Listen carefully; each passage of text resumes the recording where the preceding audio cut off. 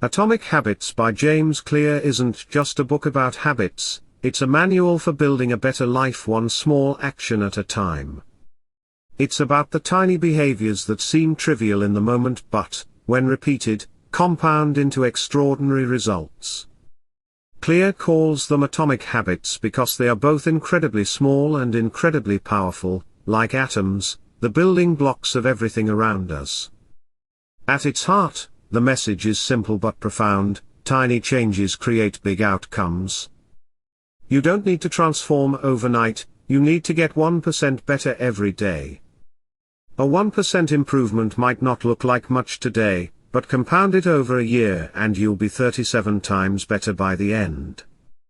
Think of your habits as investments. Each small decision, to go for a short walk instead of scrolling your phone, to read a page instead of watching another episode, to save a few dollars instead of spending them, earns a return. Those returns compound silently, and before long they reshape your life. Most people overestimate what they can achieve in a short burst of motivation and underestimate what they can achieve through steady consistency. Atomic Habits flips that equation. The cycling story that changed everything. To understand this idea in action, let's travel back to 2003. British cycling was a disaster. In nearly a century, British riders had won just one Olympic gold medal. No British cyclist had ever won the Tour de France. The team was so bad that top manufacturers refused to sell them bikes, they didn't want the association. Then the organization hired Dave Brailsford, a performance coach with an unusual philosophy. He believed that if you broke every element of performance down and improved each by just 1%, the results would multiply. He called it the aggregation of marginal gains. Brailsford and his staff searched for tiny advantages everywhere. They redesigned the bike seats for comfort, rubbed alcohol on the tires for better grip, tested different massage gels to speed muscle recovery, and even taught riders how to wash their hands to avoid catching colds. They changed pillows and mattresses to ensure quality sleep and painted the inside of the team truck white so they could spot dust that might harm the bikes. Individually, each change seemed trivial. Together, they transformed the team. Within 5 years, British cycling dominated the 2008 Olympics in Beijing, winning 60% of all available gold medals. In 2012 they repeated the feat, and that same year, Bradley Wiggins became the first Briton ever to win the Tour de France. Between 2007 and 2017, British riders captured 178 World Championships and 66 Olympic or Paralympic gold medals. How? By focusing on what most people ignore, the small stuff. That's what Atomic Habits is really about, mastering the small stuff that compounds. Habits are the compound interest of self-improvement. Clear compares habits to compound interest because both grow exponentially. If you save a little each day, the money multiplies. If you improve a little each day, the benefits multiply too. But compounding works both ways. Bad habits also compound. Eat poorly today, skip the gym tomorrow, procrastinate next week, the results don't show up immediately, but months later the debt comes due. The small choices you make are the silent architecture of your future. That's why Clear insists that you don't need radical change, you need consistent change. The direction matters more than the speed. Moving 1% in the right direction beats sprinting aimlessly. Why systems matter more than goals. Most of us start with goals. I want to lose 20 pounds. I want to make $100,000. I want to write a book. Goals are useful for setting direction, but they're terrible for creating progress. Every Olympic athlete has the same goal, to win, but only one does. The difference is not in the goal, it's in the system. Goals focus on the outcome you want. Systems focus on the processes that get you there. If you fix the process, the results take care of themselves. As Clear puts it, you do not rise to the level of your goals, you fall to the level of your systems. The problem with goals is that they create a false sense of success and failure. If you reach the goal, you stop trying. If you don't, you feel defeated. Systems keep you moving regardless of outcomes. They turn improvement into a lifestyle rather than a one-time effort. How habits shape identity, and identity shapes habits. Most people try to change by focusing on what they want to achieve. Clear says that's the wrong place to start. Real change begins with who you want to become. Behavior change happens on 3 levels: outcomes, processes, and identity. Outcomes are what you get. Processes are what you do.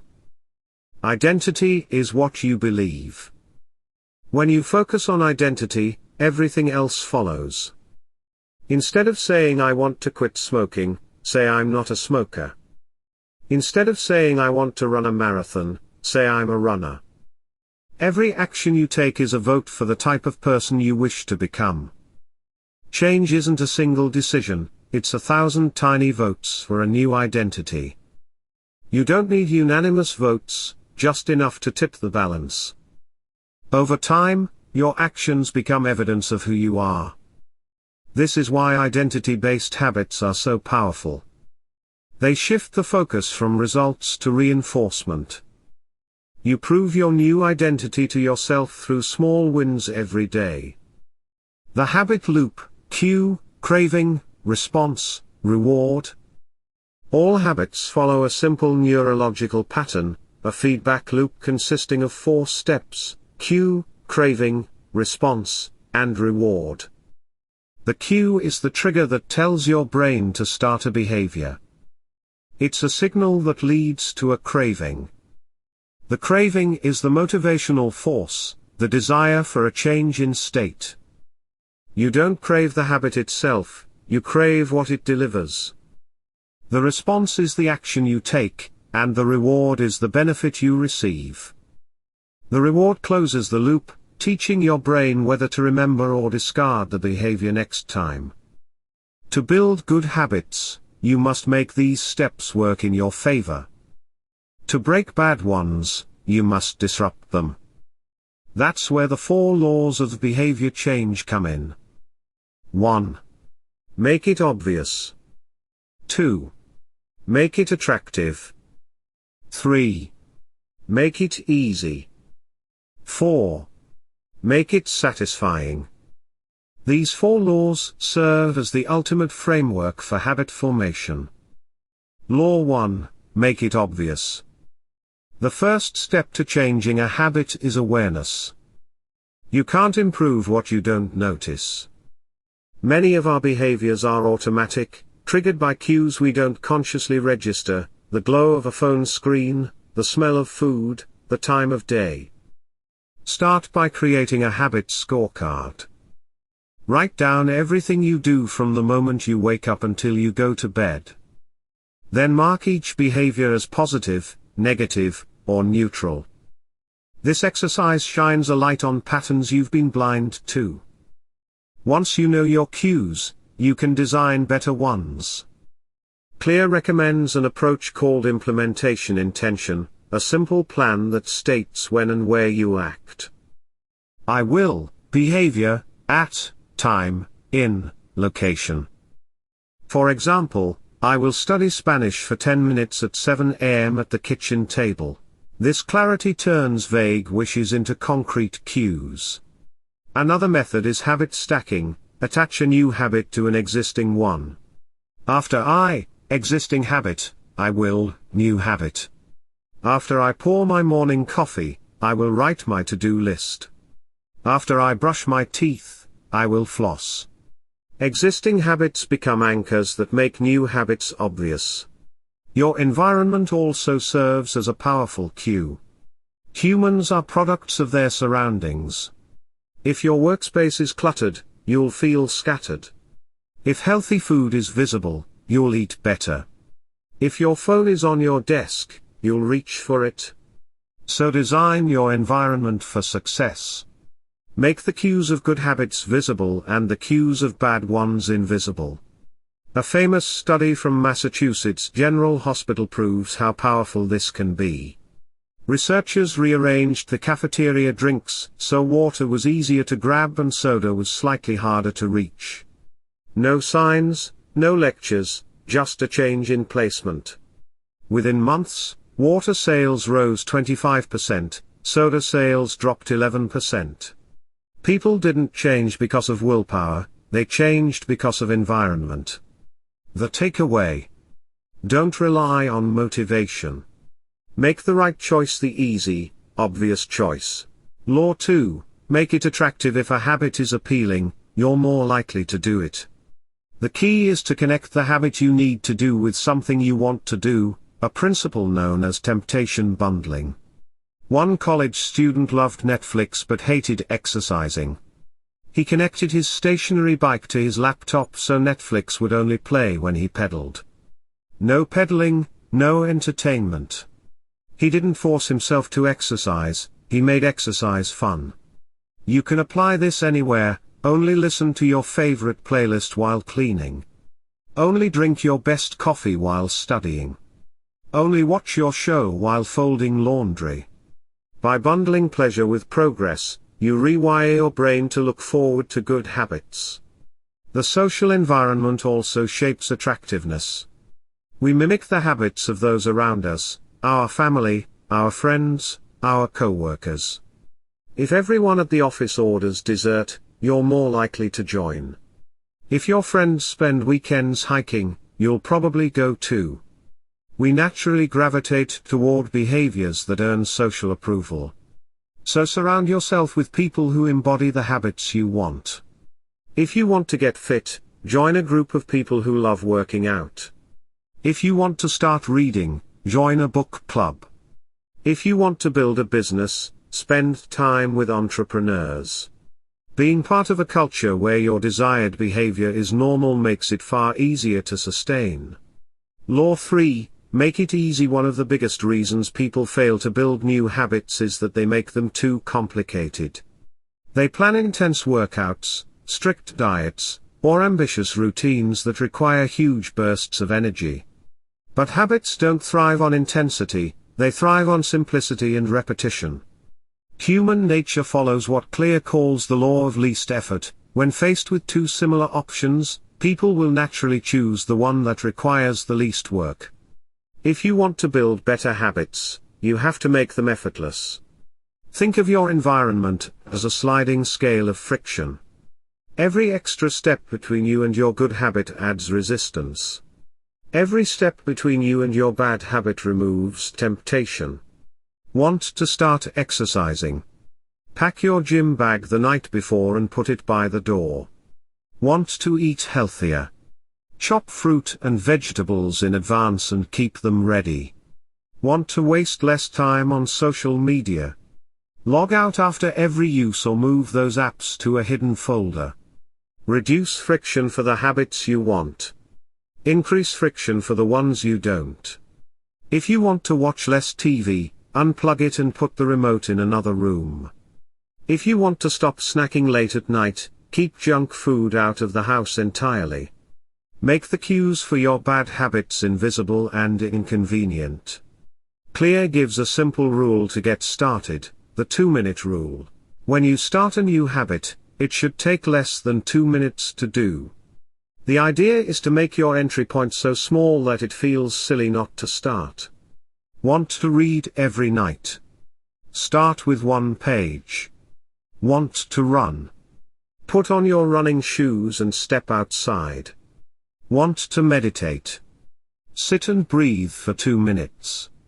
Once you've started, momentum carries you forward. No one stops after 1 page or 1 push-up, the hardest part is showing up. Small actions reinforce identity. Each 2-minute success tells your brain, I'm the kind of person who does this. Over time, those small starts expand naturally into larger habits. Consistency matters more than intensity. Doing something imperfectly but regularly beats doing it perfectly once. And here's the secret: repetition is what turns effort into ease. Each time you repeat a behavior, you strengthen the neural pathway that supports it. Eventually, the action becomes automatic. As Clear explains, habits form based on frequency, not time. It's not about how long you've been doing it, it's about how many reps you've put in. Focus on getting your reps in, not on perfection. The goal is progress, not performance. Law 4, make it satisfying. Humans repeat what feels rewarding. That's why bad habits, smoking, scrolling, snacking, are so easy to form. They offer immediate pleasure. Good habits, on the other hand, usually have delayed rewards. You work out, but the results appear weeks later. You save money, but the benefits come months later. You study, but the exam is far away. To make good habits stick, you must bring satisfaction into the present moment. Clear calls this the cardinal rule of behavior change: what is immediately rewarded is repeated. What is immediately punished is avoided. So, how do you make good habits immediately rewarding? One method is habit tracking. When you record your progress, you create a visual cue of success. Every checkmark, every X on a calendar, every tick in a notebook, it's a mini celebration. That small burst of satisfaction keeps your motivation alive. Benjamin Franklin famously tracked his daily virtues in a small booklet, rating himself each night on qualities like temperance and honesty. Seeing his progress gave him the satisfaction that kept him improving. You can do the same. Mark every workout, every study session, every day you keep your habit alive. Over time, those marks form a streak, and the streak itself becomes the reward. You won't want to break it. Another idea is to pair habits with small, healthy rewards. Finish a workout? Enjoy a protein smoothie. Complete a deep work session. Take a short walk outside. Make the habit itself feel positive, not punishing. And if you want to break a bad habit, make it immediately unsatisfying. Create accountability. Tell a friend about your goal or use an app that donates money to a cause you dislike if you fail. When there's an instant consequence, you're less likely to slip. We are driven not just by rewards but also by avoiding pain. Accountability turns the cost of failure from distant to immediate. Designing environments that work for you. Motivation is fragile. Environment is stable. People with exceptional willpower aren't stronger, they're smarter about structure. They design surroundings that make good choices easy and bad ones hard. Take Victor Hugo, the French writer. He faced a brutal deadline for his novel The Hunchback of Notre Dame. To force himself to write, he locked away all his clothes so he couldn't leave the house. With no distractions, he finished the book 2 weeks early. That's the principle of environmental design: create conditions where the right action is inevitable. If you want to eat better, keep healthy food at eye level. If you want to practice guitar, place it in the middle of the room instead of in a case. If you want to drink more water, keep a bottle within reach everywhere you go. Conversely, make unwanted habits difficult. Put your phone in another room while you work. Delete distracting apps during the week. Keep your credit cards out of reach when shopping online. By structuring your surroundings, you reduce the need for constant self-control. As Clear writes, self-control is a short-term strategy, not a long-term one. The best way to be disciplined is to design a world where discipline is barely required. The role of accountability: while environment handles physical triggers, accountability handles social ones. Humans are social creatures. We care deeply about how others see us.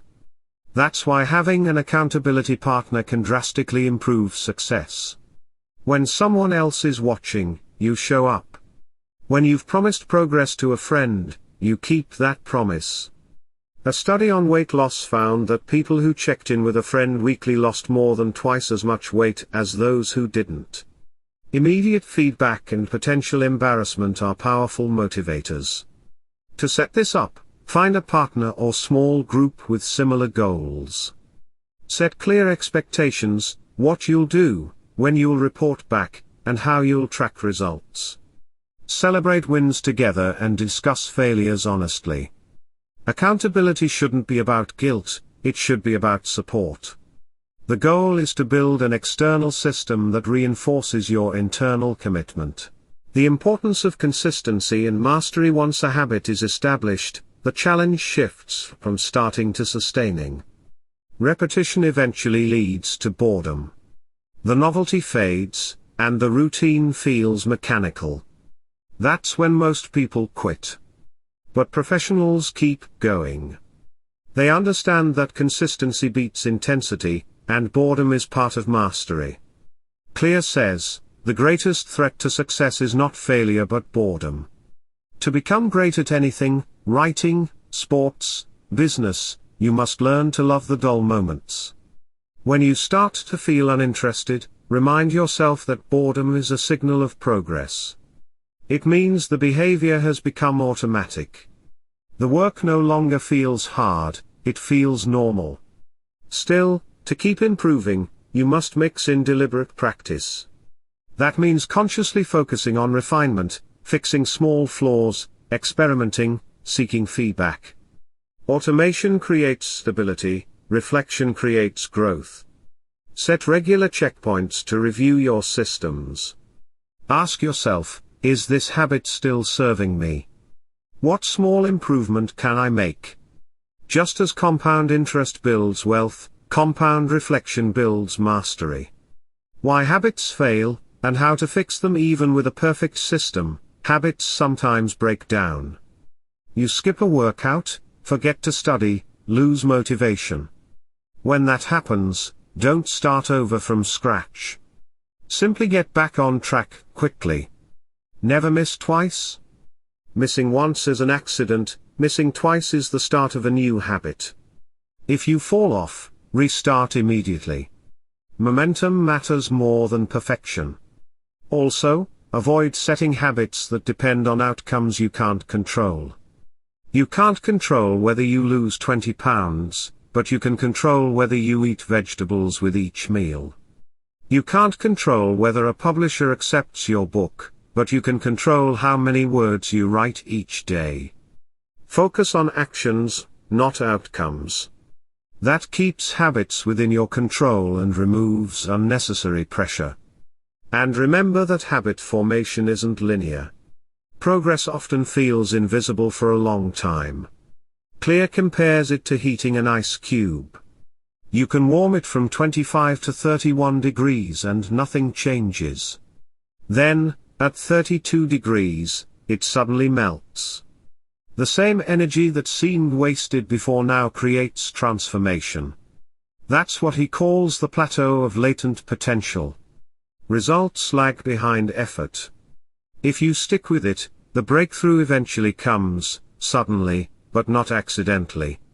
How to make good habits inevitable and bad habits impossible. Imagine engineering your life, so that doing the right thing required no extra willpower. That's the ultimate goal, automatic success. Here's how. 1. Remove temptations. Out of sight truly is out of mind. Don't rely on discipline to resist cookies, don't buy them. 2. Add friction to bad habits. Make it harder to do the wrong thing. Want to stop scrolling? Log out of accounts or delete apps. 3. Reduce friction for good habits. Prepare everything you need in advance. Lay out workout clothes, pre-fill water bottles, queue up study material. 4.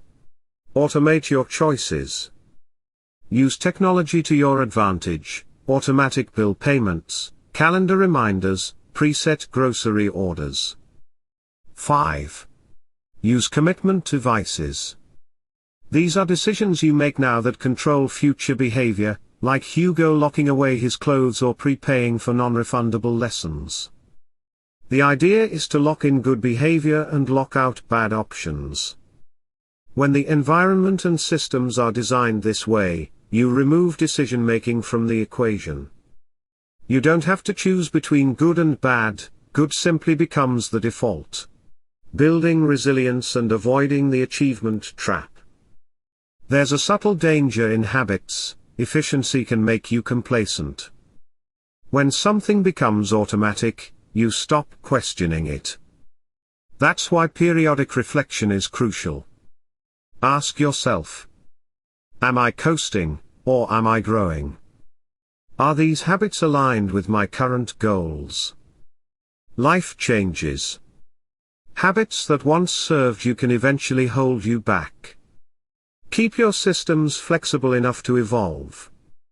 And be kind to yourself when things go wrong. Perfection is the enemy of progress. A single missed day doesn't erase months of consistency. Self-compassion fuels resilience far better than guilt ever could. The long game of change. The beauty of habits is that they free your mind for higher-level work. Once a behavior becomes automatic, it demands less mental energy, leaving you free to focus on creativity, problem-solving, and growth. That's how top performers operate. They automate the fundamentals, so they can pour effort into mastery. But the long game of change isn't about perfection, it's about direction.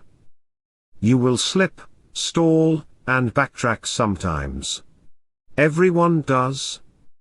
What separates those who grow from those who quit is the ability to start again quickly, without drama. Clear says, when you fall in love with the process rather than the product, you don't have to wait to give yourself permission to be happy. If you focus on daily improvement instead of distant success, you can feel progress every day. That's why the key is not to build goals you chase once, it's to build systems you live by. Feedback, reflection, and continuous improvement. Once a habit feels natural, the danger is stagnation. To keep evolving, build reflection into your routine. At the end of each week or month, review your habits. Ask, what's working? What's lagging? What should I adjust? Small tweaks, changing time, place, or method, prevent autopilot. Clear also emphasizes the importance of measurement. What gets measured gets managed, he writes. Tracking doesn't just keep you accountable, it gives you feedback loops. Maybe you're reading daily but comprehension is low, adjust your timing or environment. Maybe you're working out consistently but sleep deprived, scale back volume, improve recovery.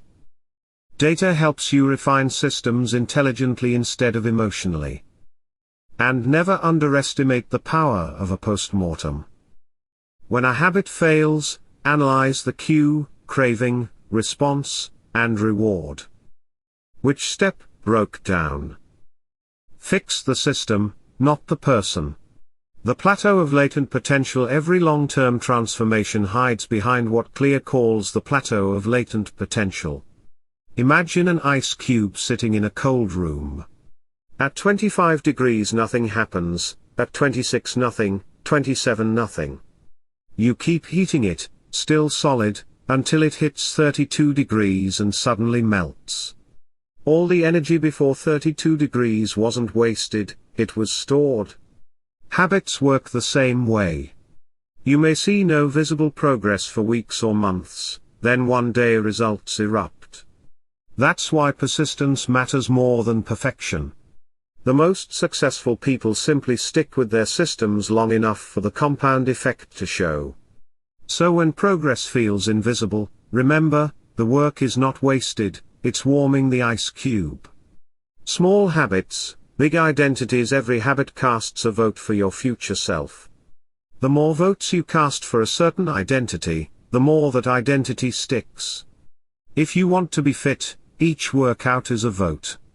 If you want to be calm, each meditation is a vote. If you want to be kind, each act of patience is a vote. No single vote wins the election, but together they decide who you become. Identity isn't something you discover, it's something you build, one small action at a time. This perspective turns change from pressure into empowerment. You're not pretending to be someone new, you're proving who you already are through repeated evidence. Advanced strategies, going from good to great after habits are set. The next challenge is refinement, turning competence into excellence. Clear suggests 3 methods: deliberate practice, self-awareness, and variable reward.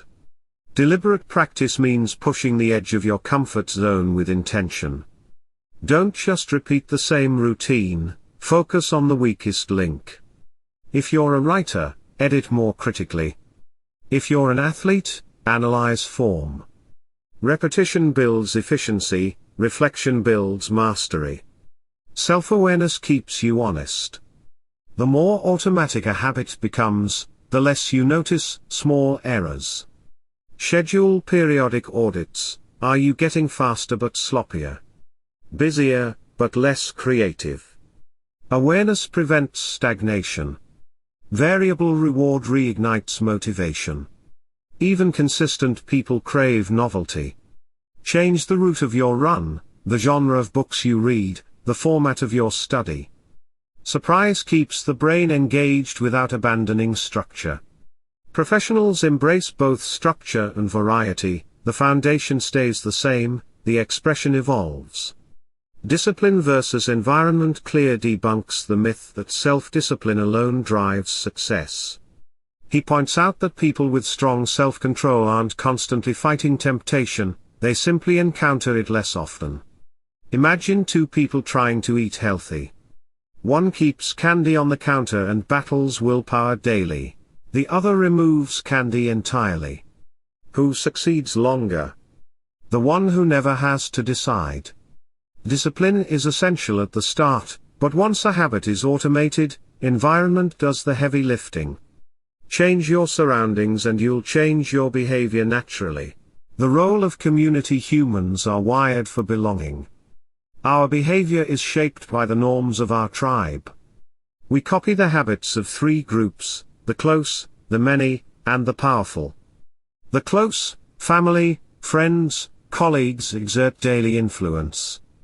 The many, social networks, culture, create perceived norms. The powerful, mentors, leaders, set aspirational standards. To accelerate growth, align yourself with tribes where your desired behavior is normal. If you join a running club, running stops feeling strange.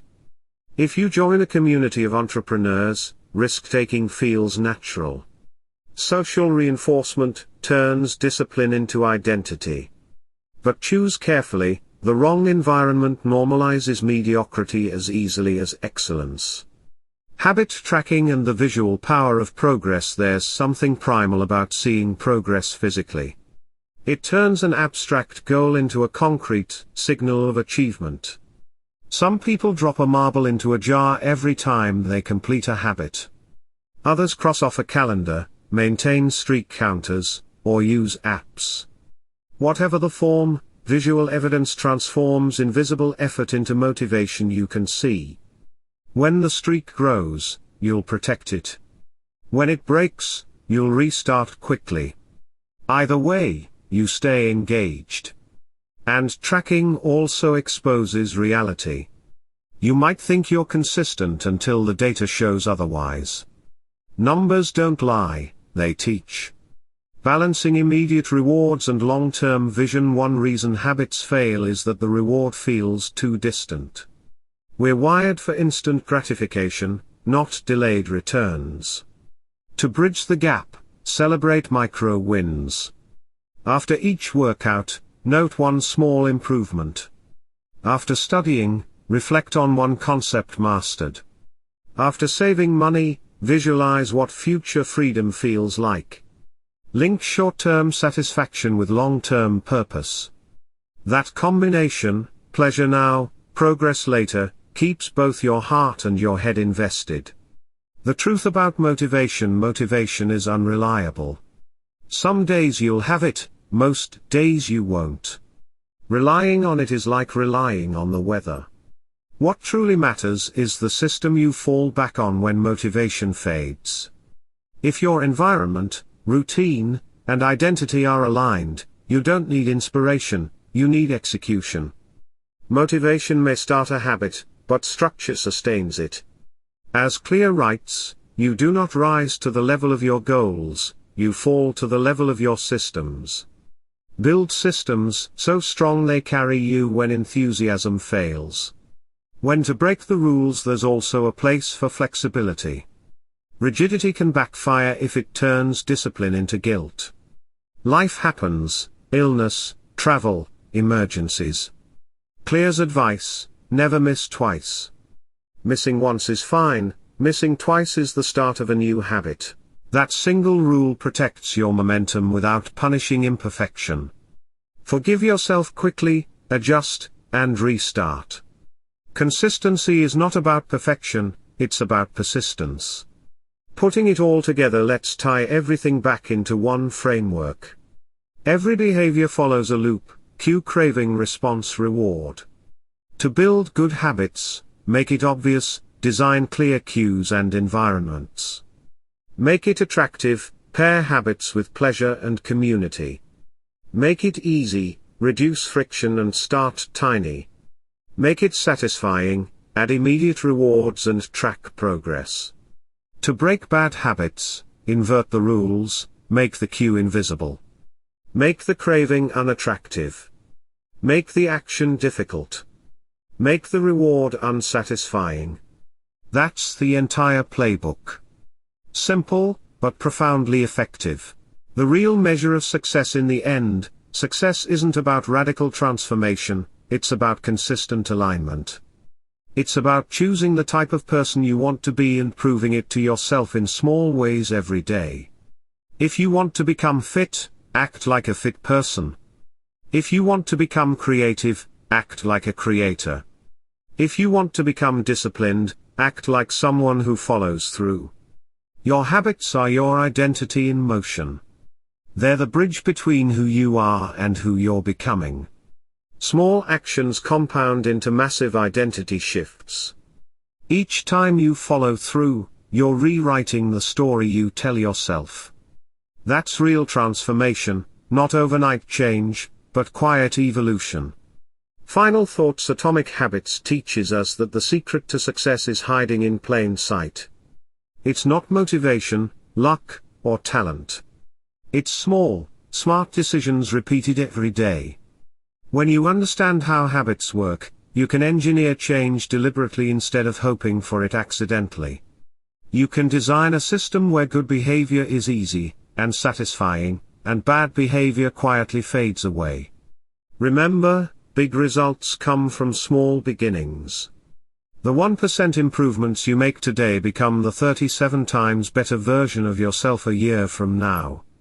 Focus on systems, not goals. Identity, not outcomes. Direction, not speed. Start small. Stay consistent. And watch your habits compound into a life that once seemed impossible. Because it's not the giant leaps that change your destiny, it's the tiny steps you take every single day. Thank you for listening to this detailed summary of Atomic Habits by James Clear. If this message inspired you, remember, the best way to change your life is to start with one small action right now. If you enjoyed this video, subscribe for more book summaries and personal growth insights. Share it with someone who's ready to build better habits and design a better life. Until next time, keep improving one small step at a time, because tiny habits, done consistently, lead to remarkable results. Thank you for listening to this detailed summary of Atomic Habits by James Clear. If this message inspired you, remember, the best way to change your life is to start with one small action right now. If you enjoyed this video, subscribe for more book summaries and personal growth insights. Share it with someone who's ready to build better habits and design a better life. Until next time, keep improving one small step at a time, because tiny habits, done consistently, lead to remarkable results.